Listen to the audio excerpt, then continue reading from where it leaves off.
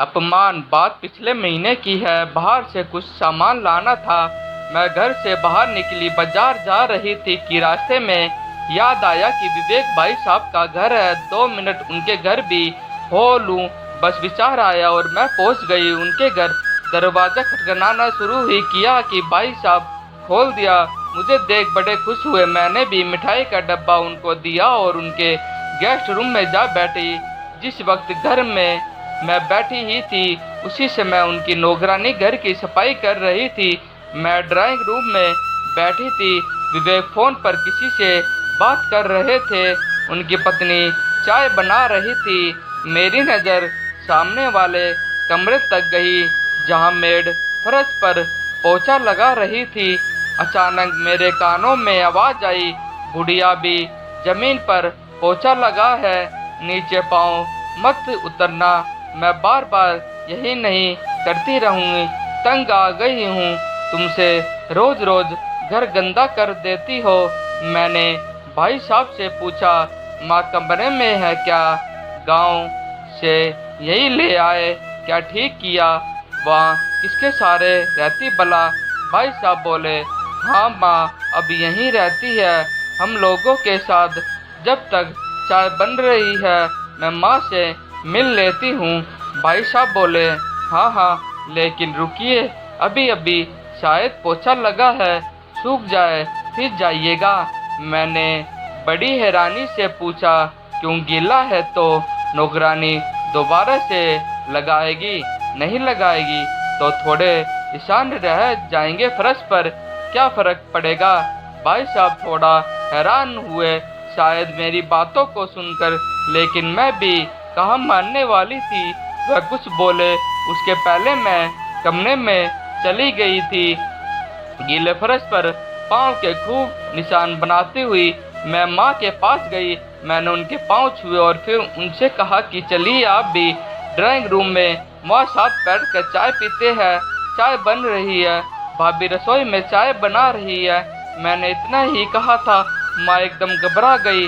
अरे नहीं, अभी फर्श पर पाँव नहीं रखना, फर्श गीला है ना, मेरे पाँव के निशान पड़ जाएंगे, पाँव के निशान पड़ जाएंगे वहाँ। फिर तो मैं उनकी तस्वीर उतार कर बड़ा करवा कर फ्रेम में लगाऊंगी। आप चलिए तो सही।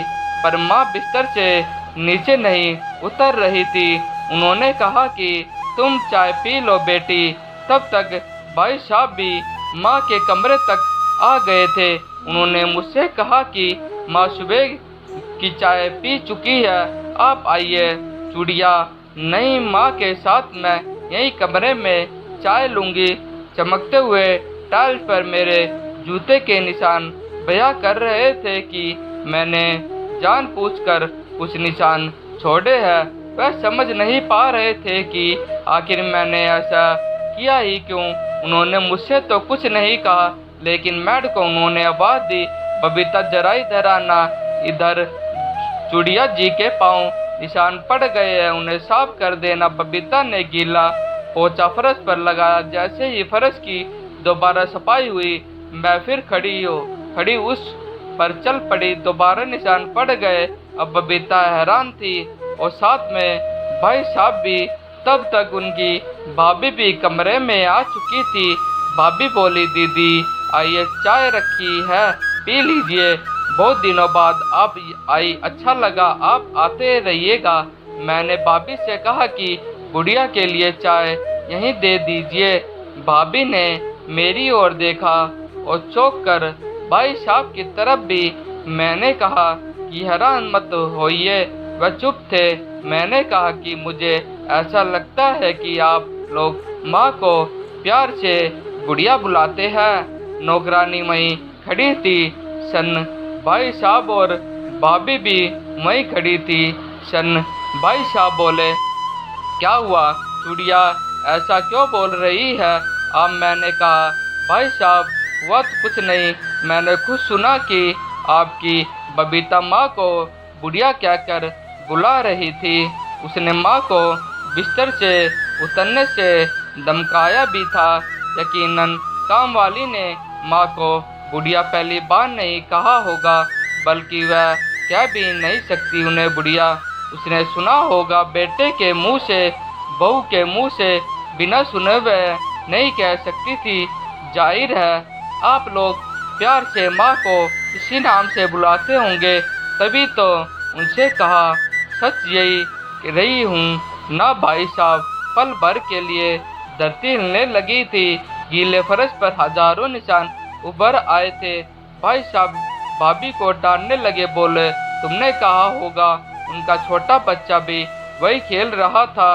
गुड़िया रो रही थी, बहू की आंखें झुकी हुई थी, बबीता चुप थी।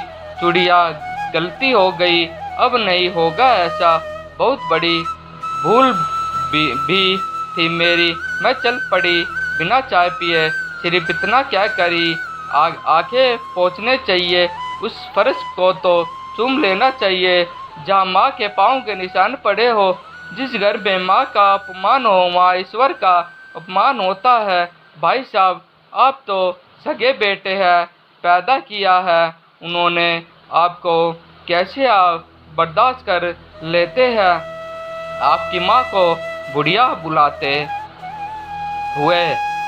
ऐसी ही कहानियाँ और स्टोरी हम अपने चैनल के माध्यम से आपको रोज सुनाते रहेंगे। कृपा करके हमारे चैनल से जुड़े रहने के लिए हमारे चैनल को like, share, comment and subscribe जरूर करें। धन्यवाद।